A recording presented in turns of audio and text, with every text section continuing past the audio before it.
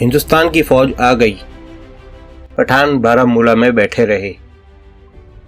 27 اکتوبر 1947 کی صبح پاکستان کے لوگوں نے ریڈیو پاکستان سے دو اہم خبریں سنی کہ کشمیر کا الحاق ہندوستان سے ہو گیا ہے اور ہندوستان نے کشمیر میں فوجی مداخلت شروع کر دی ہے۔ یہ خبریں اچھی نہیں تھیں کیونکہ ایسی صورتحال سے پاکستان اور ہندوستان کے تعلقات بگڑنے کا خطرہ اور حالات جو پہلے ہی دگرگوں تھے اور زیادہ خراب ہونے کا امکان پیدا ہو گیا تھا۔ لاکھوں مہاجرین ہجرت کے دوران بے پناہ مصائب کا شکار ہو چکے تھے۔ پاکستان کے حصے کا فوجی سامان ہندوستان میں رکا پڑا تھا اور جوناگڑھ نے جو ہی پاکستان سے الحاق کیا، ہندوستان نے اس پر قبضہ کر لیا تھا۔ بہت سے لوگ اس خوش فہمی میں مبتلا تھے کہ یہ سلسلہ اب رک جائے گا اور کم از کم کشمیر کے متعلق ہندوستان میں عقل اور ہوش سے کام لیا جائے گا۔ کشمیر میں جو مسلح بغاوت شروع ہو چکی ہے، یہ متعلقہ حکام کو احساس دلا دے گی کہ ریاست کے مستقبل کا صحیح فیصلہ کرنا کس قدر ضروری ہے۔ صاف ظاہر تھا کہ کشمیر کے عوام صرف اس لیے اپنے حقوق سے دستبردار ہونے کے لیے تیار نہیں تھے کہ ان کے مہاراجا نے، جسے وہ اپنا نمائندہ نہیں سمجھتے اور جس کے خلاف انہوں نے بغاوت کی ابتدا کر دی ہے، ایک کاغذ پر دستخط کر دیے ہیں، اور یہ بھی صاف ظاہر تھا کہ پاکستان کے لوگ اس مسئلے کے متعلق اپنے احساسات اور جذبات سے دستبردار نہیں ہو سکتے تھے اور نہ ہی وہ اپنے ان فرائض کو فراموش کر سکتے تھے جو ان پر کشمیری بھائیوں کی نجات کے لیے عائد ہوتے تھے۔ اس لیے ہر کوئی شدت سے محسوس کر رہا تھا کہ ہندوستان کشمیر میں فوجی مداخلت کر کے ہمیں جنگ کے دہانے پر لا رہا ہے۔ 27 اکتوبر 1947 کی صبح کی پہلی کرنوں کے ساتھ ہی ہندوستان نے طیاروں کے ذریعے اپنی فوج کی 303 نفری سری نگر میں اتار دی۔ اس وقت قبائلی پٹھان ابھی بارہمولہ میں تھے۔ باقی سارا دن ہندوستان کی فوج سری نگر میں اترتی رہی اور قبائلیوں کا لشکر، جو غالباً اس صورتحال سے بالکل بے خبر تھا، بارہمولہ میں بیکار پڑا رہا۔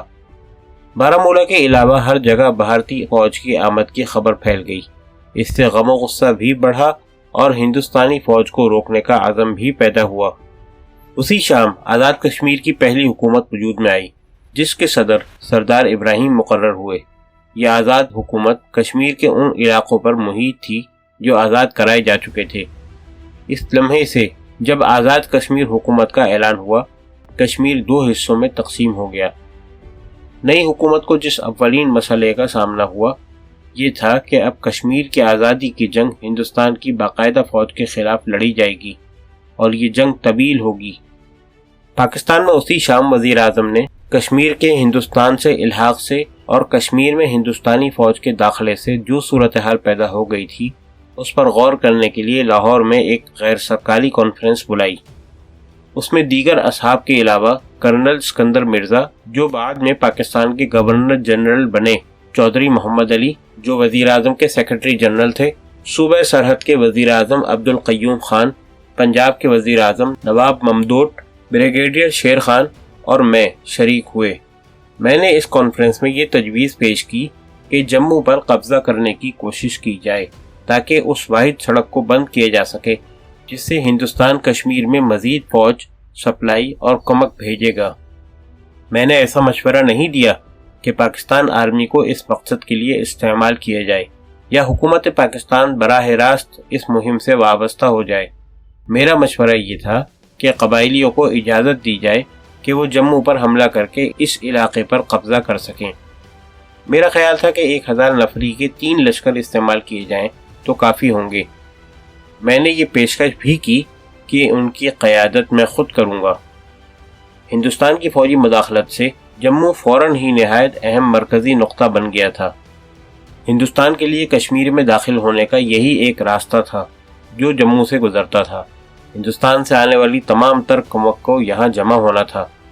اس اجتماع گاہ سے کمک کو شمال کی طرف بڑھنا، پھیلنا اور جنگ کو طول دینا تھا، اور وہیں سے اس ہندوستانی کمک کو مغرب کی طرف بھی جانا تھا جس کے لیے نوشہرہ سے گزرنے والی سڑک تھی۔ اس سے راجوڑی اور پونچھ کے علاقوں میں آزاد کشمیر کو خطرہ تھا۔ اس وقت یہ علاقے عملاً مجاہدین کشمیر کے قبضے میں تھے۔ اس کے علاوہ پاکستان اور کشمیر کے درمیان جنگ چھڑ جانے سے جموں کا فوجی اڈہ جو سیالکوٹ کے سر پر واقع تھا، پاکستان کی سلامتی کے لیے شدید خطرہ بن سکتا تھا۔ پاکستانی حکمران جنگ سے ڈرتے رہے۔ اگر ہم جموں کی ناکہ بندی کر لیتے تو اس کا مطلب یہ تھا کہ ہم نے ایک سنگین خطرے کو سر اٹھاتے ہی دبا لیا ہے، اور اسے کھلا چھوڑ دینے سے آزاد کشمیر کے مجاہدین کی جنگ آزادی کی مثال اس تالاب کی سی ہوتی جس میں ایک ندی گر رہی ہو اور تالاب کو ایک پیالے سے خالی کیا جا رہا ہو۔ مجھے یہ احساس بھی تھا کہ قبائلیوں کے لیے جموں پر قبضہ کرنے کا امکان کم تھا، لیکن مجھے یہ توقع ضرور تھی کہ ان کے حملے سے مہاراجہ کشمیر جس طرح سری نگر سے بھاگ کر جموں میں پناہ گزین ہوا تھا، اسی طرح جموں سے بھی بھاگ جائے گا۔ بہرحال مہاراجہ جموں سے بھاگ جاتا یا وہیں رہتا، البتہ اور بہت سے لوگ قبائلیوں کے حملے سے وہاں سے ضرور بھاگ اٹھتے اور ہندوستان کا رخ کر لیتے۔ اس بھگدڑ سے یہ واحد راستہ تھوڑی سی دیر کے لیے تو ضرور بند ہو جاتا۔